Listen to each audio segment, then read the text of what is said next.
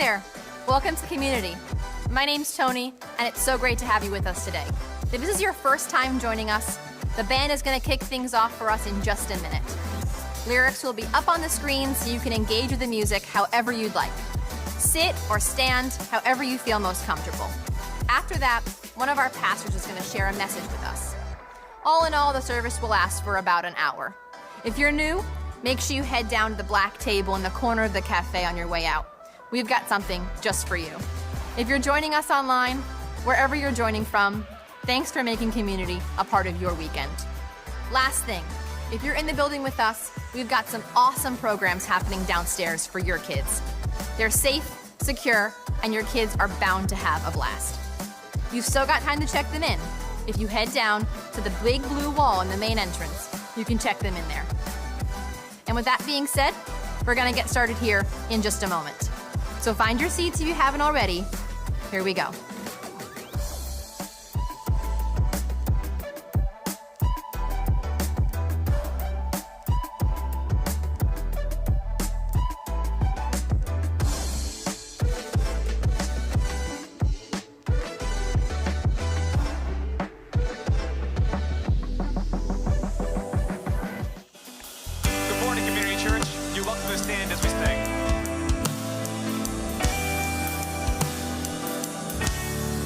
Christ is my firm foundation, the rock on which I stand when everything around me is shaking. I've never been more glad that I put my faith in Jesus.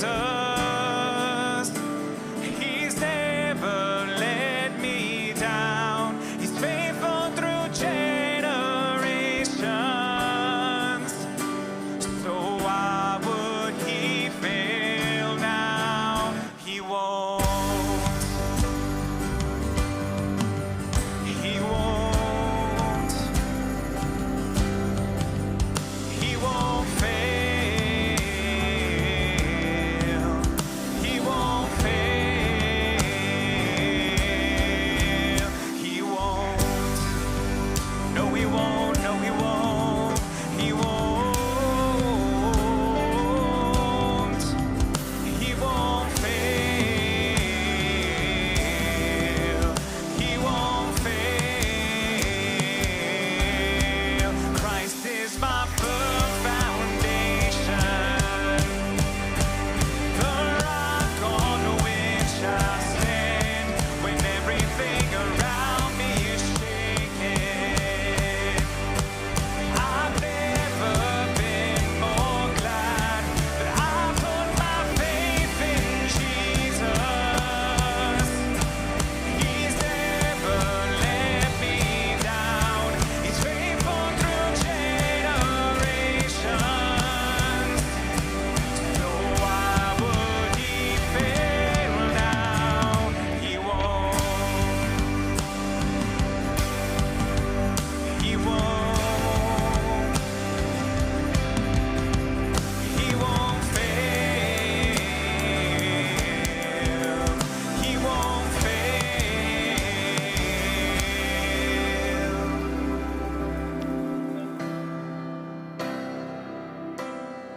Through every season, he never fails. Let's sing. Rain came, wind blew. He's always there. Rain came, wind blew. My house was built on you. I'm safe with you. I'm gonna make it through. Rain came, wind blew. My house was built on you. I'm safe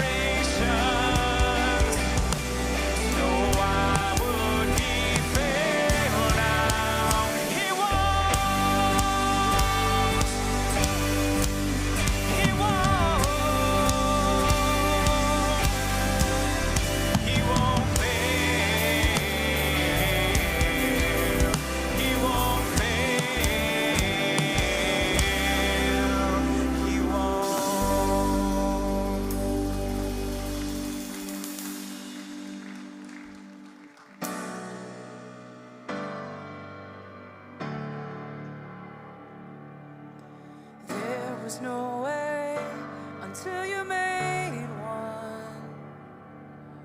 Grace upon grace, hallelujah. Even though I don't deserve it, you did it. Even though I couldn't earn it, you give it. Who am I that you keep me on your mind? God, I'm just grateful for you. God, I'm just grateful for you.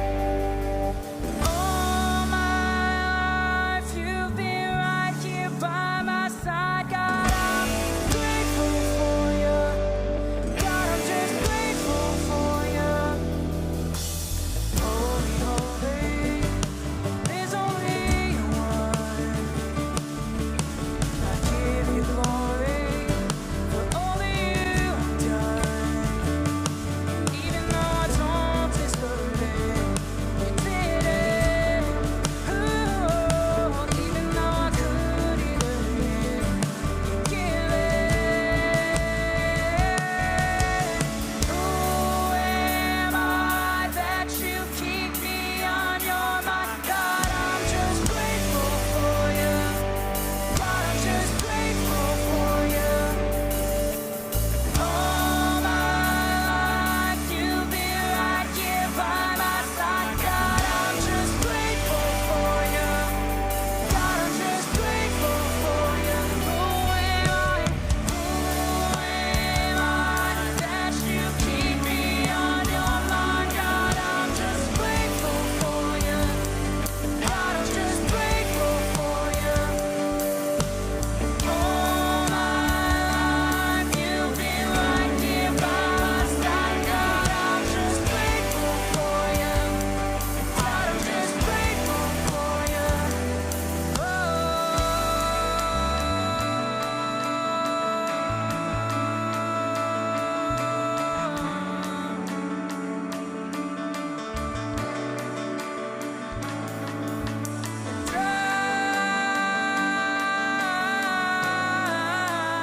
I'm giving both of my hands.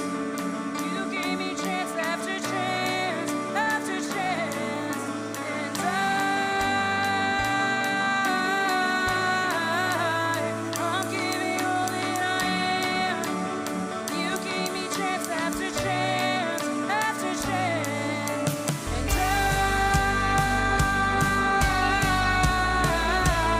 I'm lifting both of my hands. You gave me chance after chance after chance, and I'm giving all that I am. You gave me chance after chance after chance. Who am I that you keep me on your mind? God, I'm just grateful for you. God, I'm just grateful for you.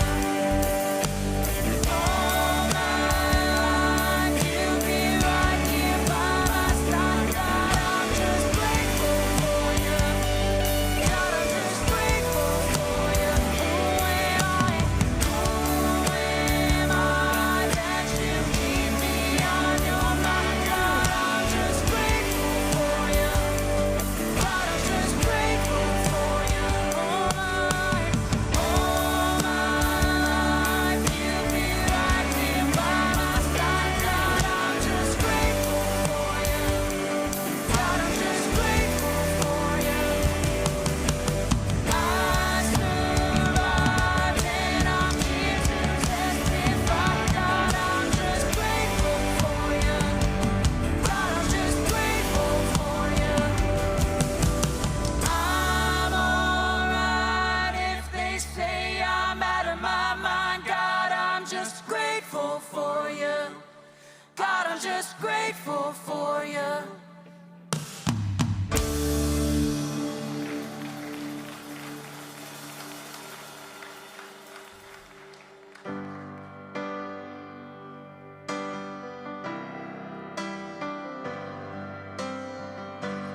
If you're troubled, heavy-hearted,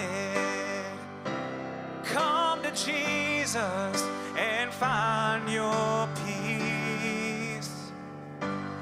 If you're run down, empty-handed, just come to Jesus and find your strength.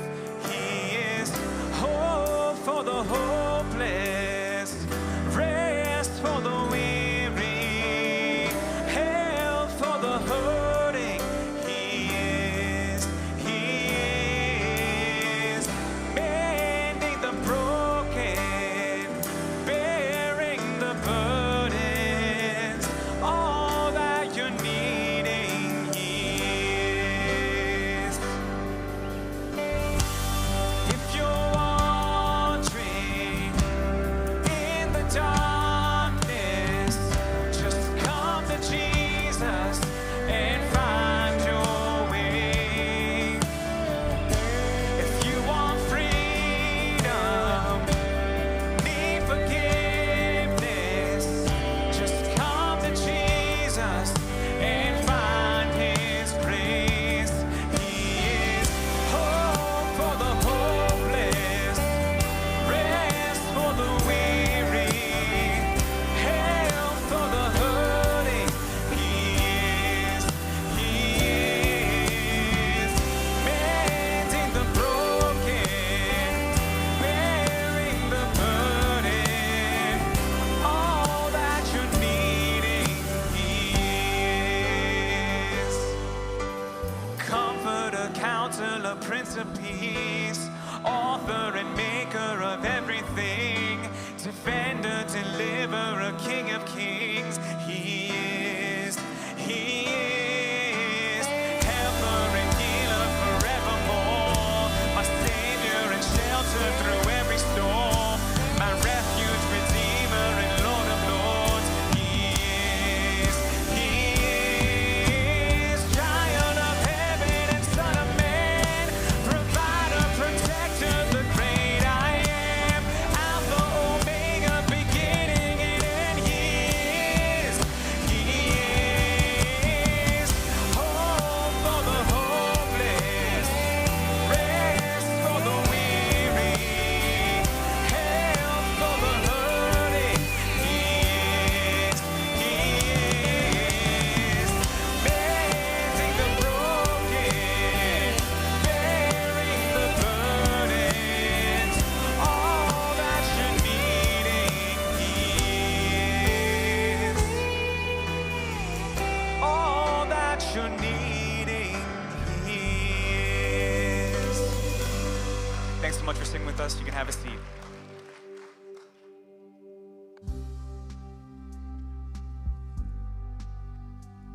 Welcome to Community Church. How are we all doing today? Yeah, I'm Allie. Good. And I'm Tom. Did everybody have a good 4th of July? Yes? Excellent. Yeah. Yes, but it's good to be back. It is great. It is great to be back. Yeah. And if this is your first time here, we are so happy that you're here. Last week I went to a different church. It was a new church for me, and I remembered how awkward it can feel to go into a place that you are new to, that you don't really know what to do. And if you're feeling like that at all today, we would love to help you out. You can visit one of the 2 I'm New tables. There's one right outside of these doors and one downstairs in the cafe. If you go there, there's someone there who would love to talk to you, answer any questions you have. They have a little gift for you there as well.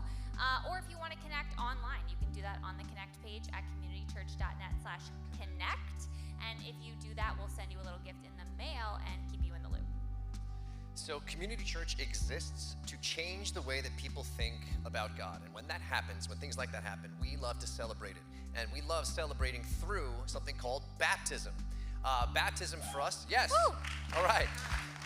Baptism is a symbol that tells the story of somebody who is going in their own direction, in one direction, to turning and now going in the direction of following Jesus. And I'm mentioning all that because we have a beach baptism coming up this month, July 26th at 6 p.m. at Venetian Shores. We're going to be dunking some people in the water. And we'd love to have you there, whether you're being baptized or not, but especially if you are signed up to be baptized, you need to be there.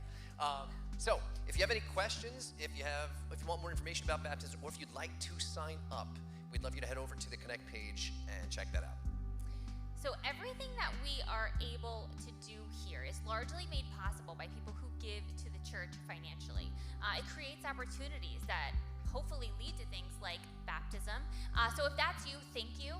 And if giving is something that you are considering doing, you can do that in person in the giving boxes in the back or on the Connect page. One last thing, these services are live streamed and recorded, so if you came in with a device that sometimes makes some noise, we'd love for you to put that on silent. And if you came in with a kid, we're glad they are here, but if they need to get up, move around, do some wiggling or whatnot, the service is also broadcast through the building, so there's some places you can go if you need to go there. So that's it for us. That's it. In just a minute, Lou will be up to start a brand new series called Written and Illustrated. So here we go. All right.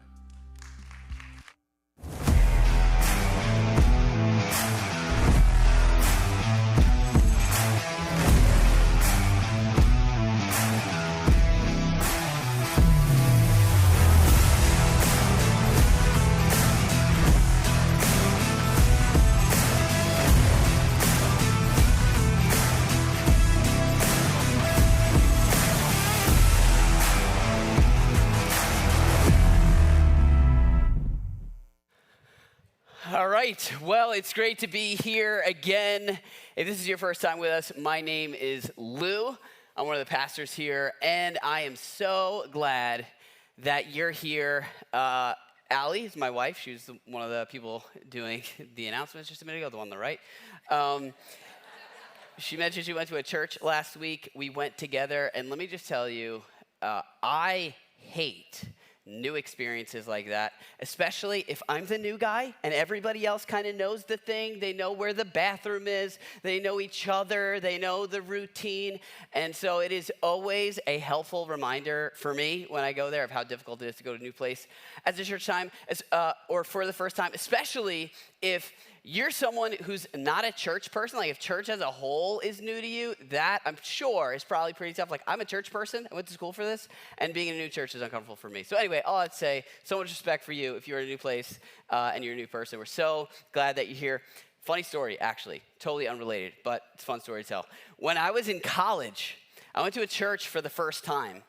And in the middle of the service, during the portion where they kind of fill people in, tell them what's going on, they asked if there were new people there. They're like, are there any new people here?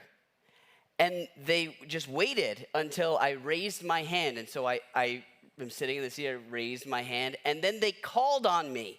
And they were like, do you have anything to say? What's your experience been like so far? Why don't you stand? And so I stood up and addressed this whole room on my first week there. So I was thinking, like, if it's your first time, would you I'm just kidding. I didn't go back to that church, but it was a great church. Anyway, we're starting a brand new series. This is a teaching series. This is the portion of the service where we talk about something that Jesus taught or something he did or something he believed. And we're starting a new series called Written and Illustrated. And hopefully you'll understand the idea behind that title in just a minute.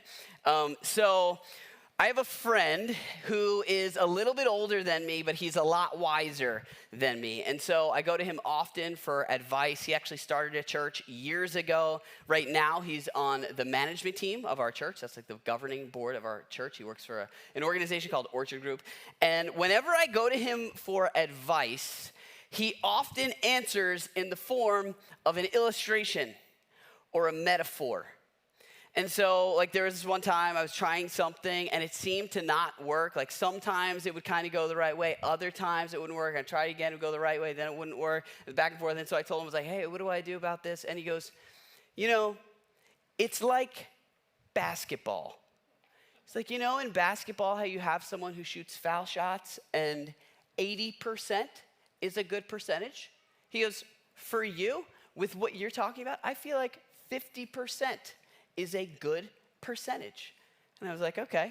You know, I don't know if there's anything profound about that metaphor. He probably could have said, if you get it right half the time, you're in good shape. But he painted this picture, and while it didn't blow my mind, that was about 5 years ago, and I still remember it. the picture stuck with me. There was another time about 7 years ago. We were first trying to get the church going. We had these meetings before we actually launched the church, a meeting with volunteers. And I told him, I was like, there's some people coming to these meetings and they're totally on board with the team. And other people, I don't know if they actually want to be on the team, but they're kind of coming. I'm not sure. And he goes, it's kind of like, it's like basketball.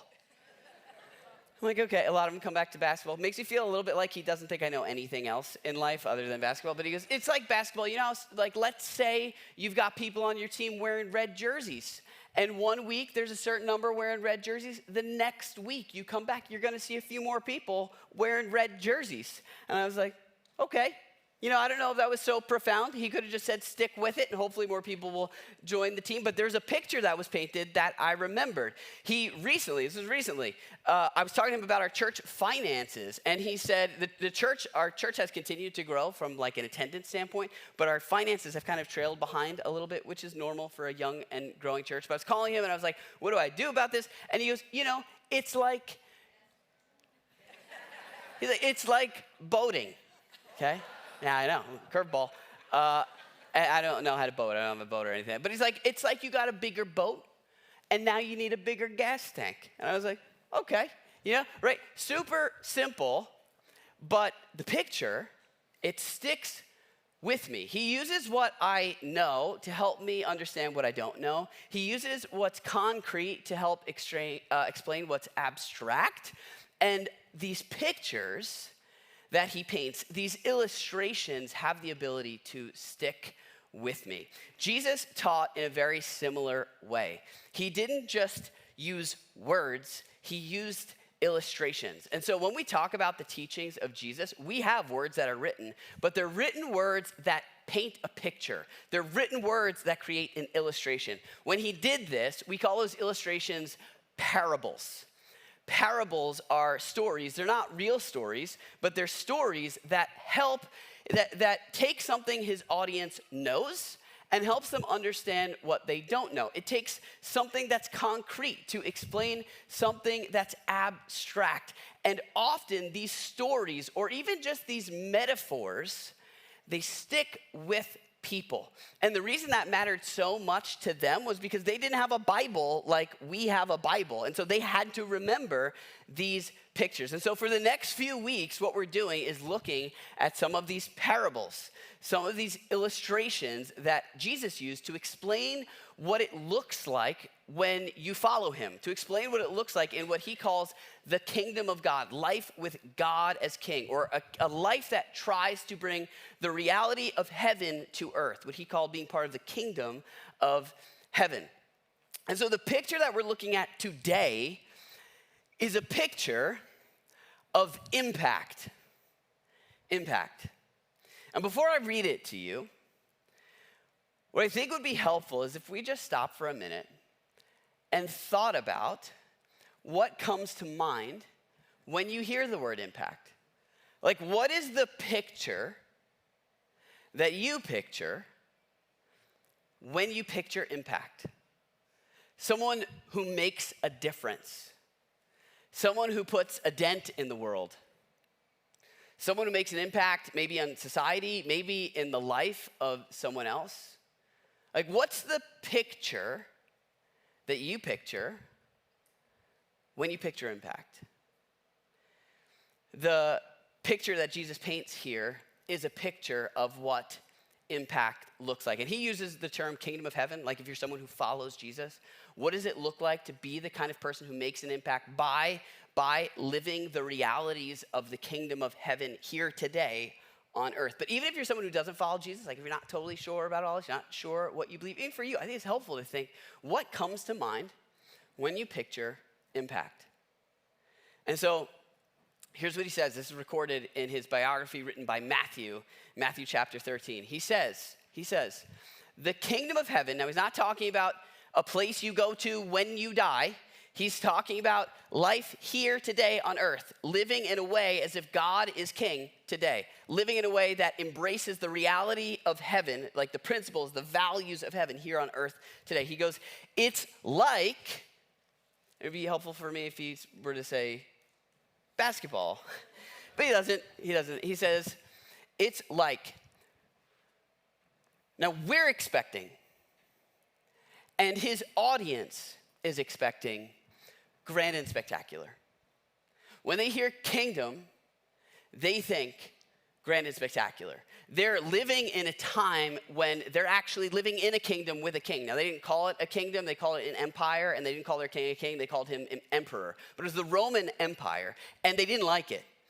And they were hoping that someone was going to come along and overthrow this kingdom and bring about a new kingdom. And so when Jesus shows up and he starts using this kingdom language, it's inspiring hope for them. They're picturing impact. Somebody's going to show up and do something grand and spectacular. And because the Roman Empire was grand and spectacular, it was going to have to be even more grand and spectacular than the Roman Empire. And if we come back to 2026, just for a minute, when you're thinking about impact, when you're thinking about you making a change in the world, right? What you would have to do to be the kind of person who makes an impact, or who you'd have to become to be the kind of person who makes an impact. Maybe you go to grand and spectacular. I do, right? I think grand and spectacular people doing grand and spectacular things, making grand and spectacular sacrifices, taking huge leaps of faith, like huge steps of courage, big, dramatic career changes, sacrifices. Like, these are the people we read about in the history books who do grand and spectacular things in grand and spectacular ways. And maybe for you, this is the thing that's getting in the way of you trying to make an impact in the world. Because maybe for you, you think about your life and you're like, my grand and spectacular days are behind me. Or maybe you think like, no, my grand and spectacular days, they're in the future. Like right now, I'm just doing my thing. I got to get through this stage. And then one day, someday, it's in the future. Or maybe you've got a situation right now that is limiting you from doing grand and spectacular, from making an impact. You can't become that kind of person because you don't have the capacity, you don't have the bandwidth, you don't have the resources to go grand and spectacular. And so this is what they're thinking. They're thinking, all right, Jesus, like, it's impact, it's a big change, it's something we all need and are looking forward to. This is going to be grand and spectacular. He goes, the kingdom of heaven is like a mustard seed. The mustard seed is back. If you were with us about a month ago, Tom talked about a mustard seed.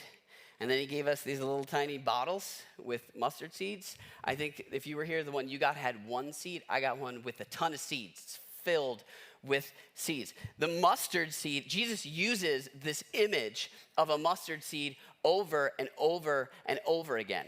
It's a metaphorical unit of measurement. It means like super tiny, something that's super tiny. Now, as I was thinking about this, actually this morning, as I was thinking about this, I'm like, he keeps going back to the mustard seed. Maybe, right? Like how the guy that I go to for advice, like how he keeps going to basketball because I like basketball. Maybe Jesus' followers, maybe they loved mustard, right? Like maybe they were just all over the place, just like popping mustard seeds and he's like, all right, this too, it's like a mustard seed. Anyway, the mustard seed is back, and now some of them anyway, mustard seed. And it's not just a special mustard seed. It's not like a magic mustard seed that gets preserved in a museum because it's so grand and spectacular. He goes, it's like a mustard seed which a man took and planted in his field. Like, we just went from like it doesn't matter to who cares, right? This is like, imagine, not to get into politics, we're not getting into politics, right? But imagine there's this movement that's gonna begin, that's gonna unify the whole country. Everyone's gonna love it. And we're gonna prosper as a nation, and the surrounding nations are gonna prosper, and everyone's excited about it. And we're having this big meeting where we're getting everyone all like thrilled. And then the person who's in front is like, this movement, it's gonna fix all our issues. You wanna know what it's like? You know, this thing's gonna be, it's as if he gets up there, she gets up there, and it's like, it's gonna be like a raisin. Okay, like let's not put that on the logo, right? Like, no one's excited. That's what it feels like. If you know the Bible, you're used to the mustard seed. You're like, okay, that again. No, this is like, really? Who cares? And he's like, Jesus, the man took it and he planted it in the ground. That's like saying, it's like a raisin that a man ate out of a bowl of Raisin Bran. Like, okay, this is a regular guy doing a regular thing on a regular day. This is the picture that he's painting of impact. It's boring and mundane. Regular guy doing a regular thing on a regular day. And in fact, they're waiting for grand and spectacular, like, okay. But instead of grand and spectacular, they get small and insignificant. Nobody cares about a mustard seed, right? Like, I've got a bunch in here. I got some on the ground. Nobody cares that I dropped them on the ground. Why? It's a mustard seed. There. I hope you're not allergic to mustard. Who cares? It's small and insignificant. It's regular and mundane. And the guy's not doing anything special. He's just doing what we do with mustard seeds. He's painting a picture of something small and insignificant. But he actually doesn't stop there. He continues on. He says, okay, though it's the smallest of all seeds, yet when it grows, when it sprouts, it's the largest of garden plants, and it becomes a tree. There's a progression, like a seed in the ground, sprouts, becomes a bush, it grows into a tree. Like it's a huge, huge change from something so small. And so he's teaching the people that he's speaking to think differently about the small and insignificant. What he's saying here, if we take our two ideas, grand, spectacular, small, and insignificant, what he's saying is God does what's grand and spectacular. But he does it through what's small and insignificant, through what seems small and insignificant. This is the picture that he's painting of impact. But what I love about this is that he doesn't stop there. He doesn't just say, like, it was a seed, and then it's like big, and it's a tree, and then a bush. No, he says it becomes a tree so that the birds come and perch in its branches. He takes it one further. Actually, he takes it two further. The word for perch here, it literally means to build a nest. It's how birds build a nest. He's saying it's not just a seed that sprouts, that turns into a bush, that then turns into a tree. He's saying then there are birds that come, and the birds start building homes that are going to produce more birds in the future. It's as if he's saying his grand and spectacular is even more grand and spectacular than your grand and spectacular. Like, no one is thinking about the bird in the tree when they're planting the seed in the ground. It is so big, so out there, so next level. It's not on your mind. And he's teaching people, he's teaching his followers to picture the bird when planting the seed. Like, do small things with great expectation. Or we could say, like, do it for the birds. What seems small and insignificant, do it for the birds, for what the future can look like. Now, it's important to mention what he's doing here, what Jesus is doing, is speaking to a dozen people with his followers, with some other people listening in.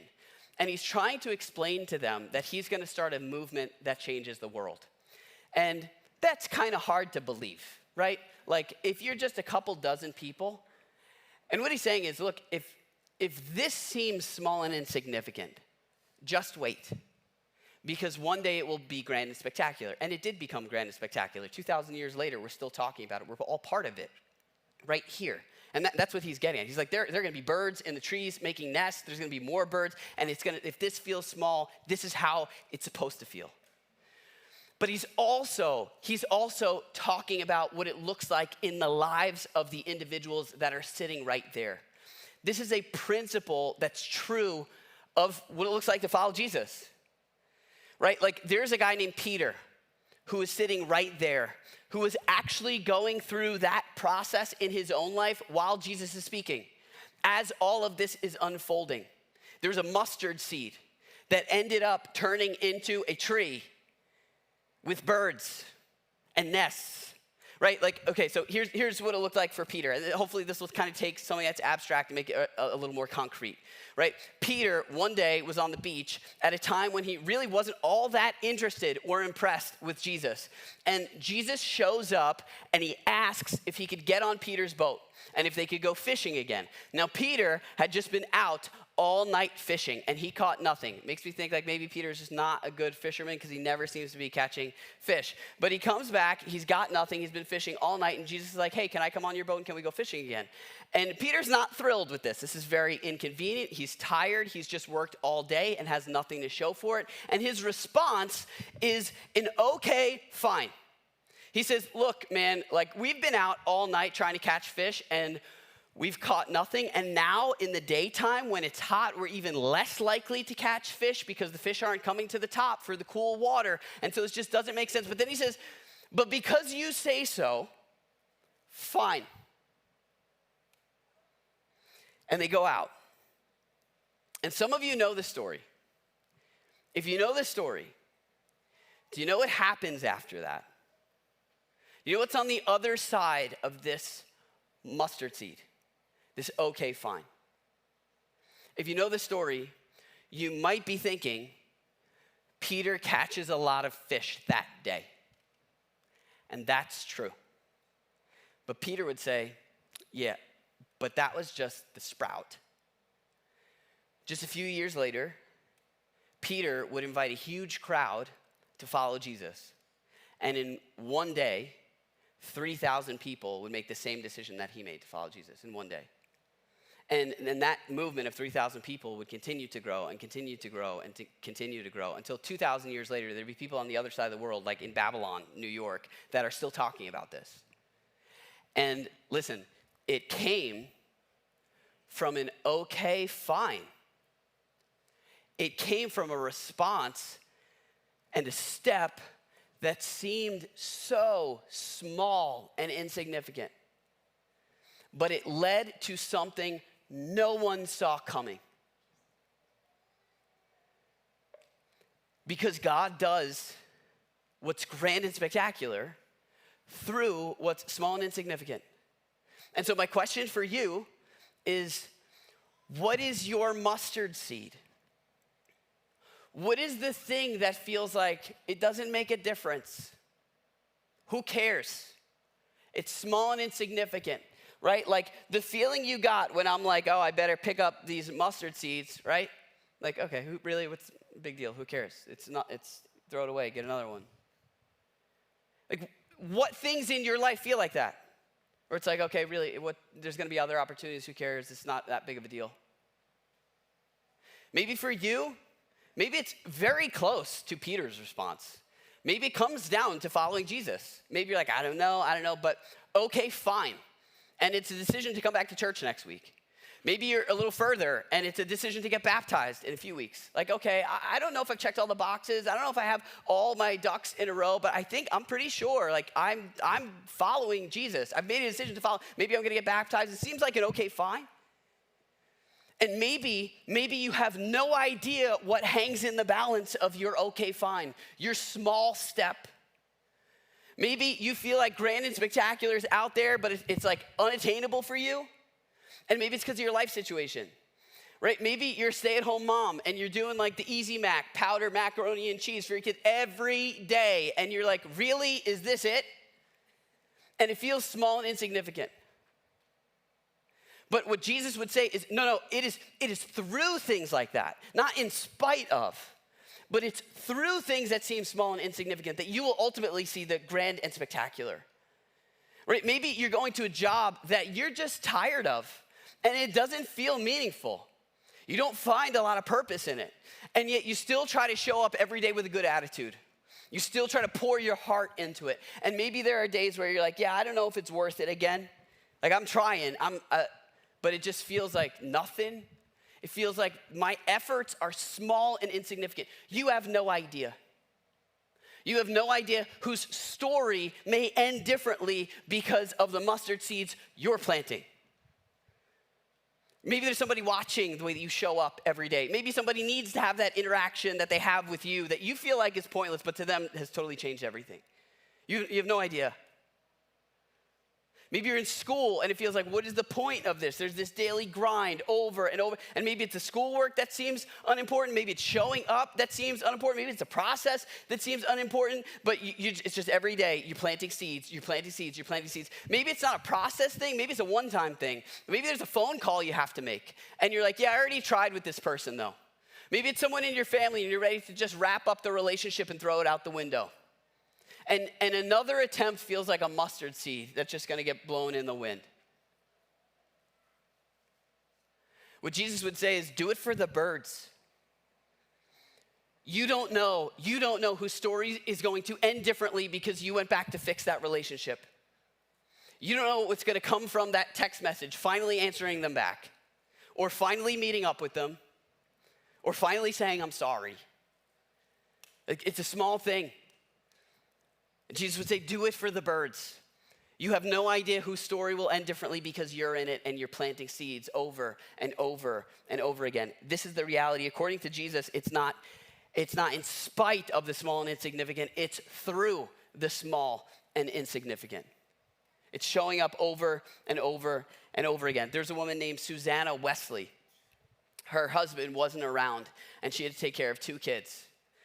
And she made a very clear decision one day to put everything she had into those 2 kids, to invest in them, to care for them, to find purpose in the everyday grind. And those 2 kids ended up growing up to be John Wesley and Charles Wesley. If you've never heard those names, those are 2 of the most influential people in the history of the church.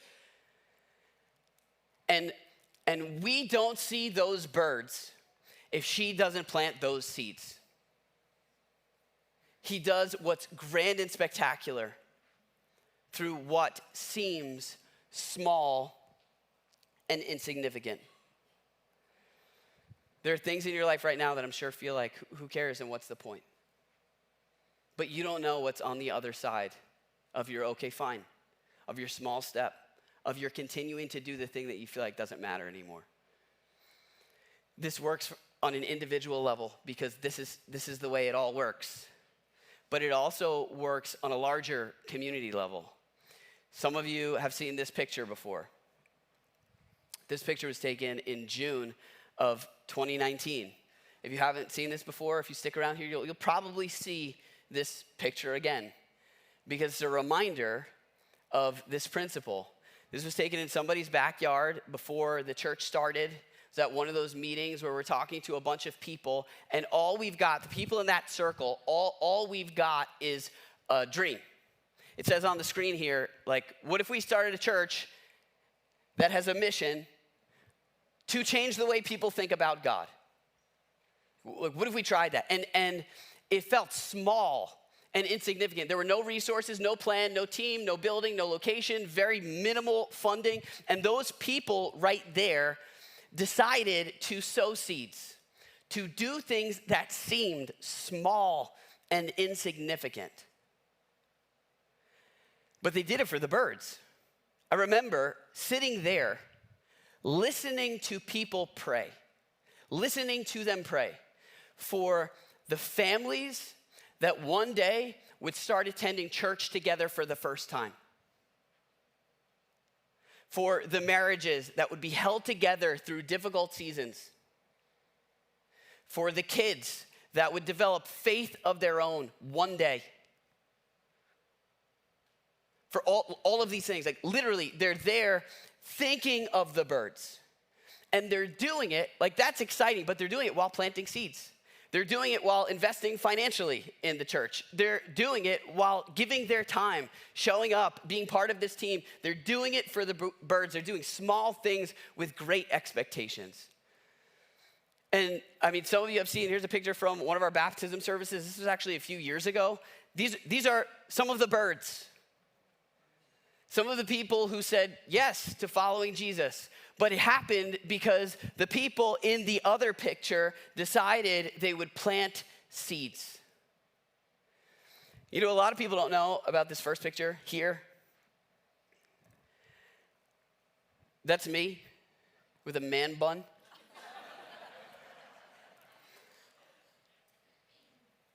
For me, that day I felt like one of the birds. Like people see this and think seed. I was sitting there thinking birds because I knew the seeds that had been planted for years that led to this, right? Like parents who planted seeds with their son who just like it wanted nothing to do with God or faith over and over and over and over again.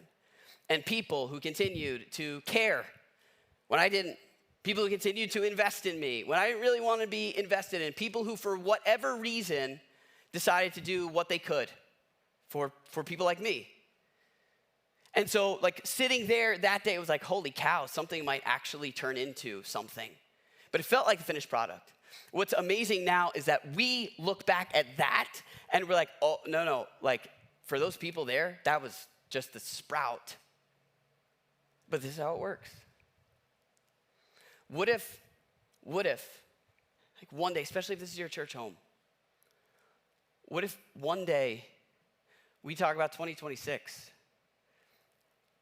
We look at pictures from this year and look back and say, like, we thought we had seen the birds, but we had only seen the sprout. That will happen if the people in rooms like this make decisions like the people who are sitting in the circle like that. Like small decisions. I thought, okay, fine, like I'll join the team.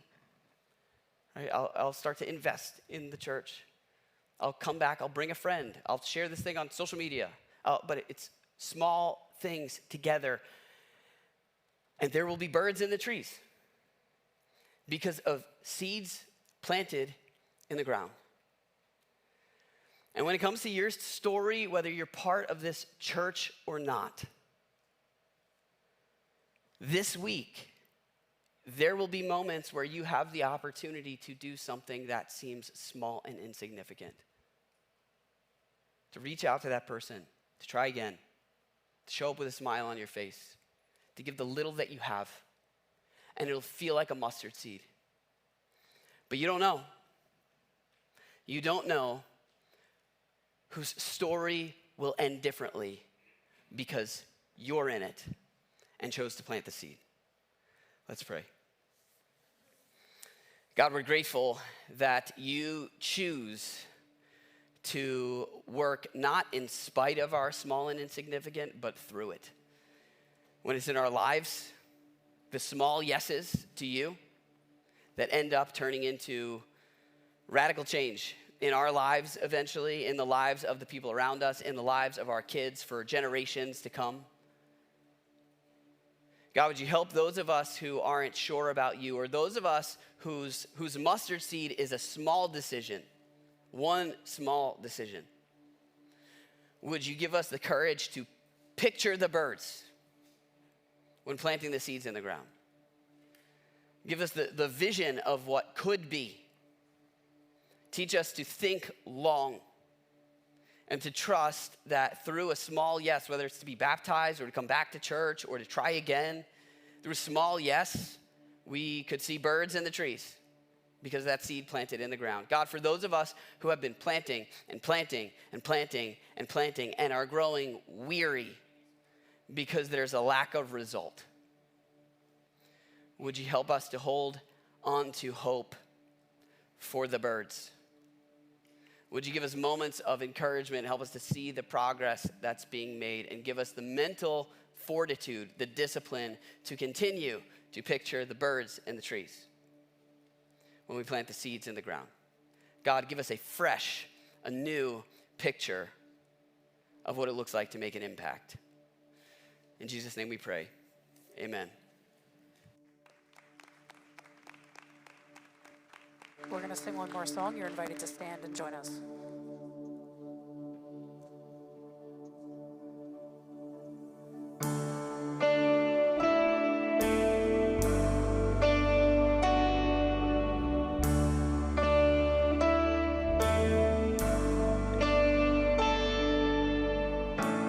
I am holding on to faith, 'cause I know you'll make a way. I don't always understand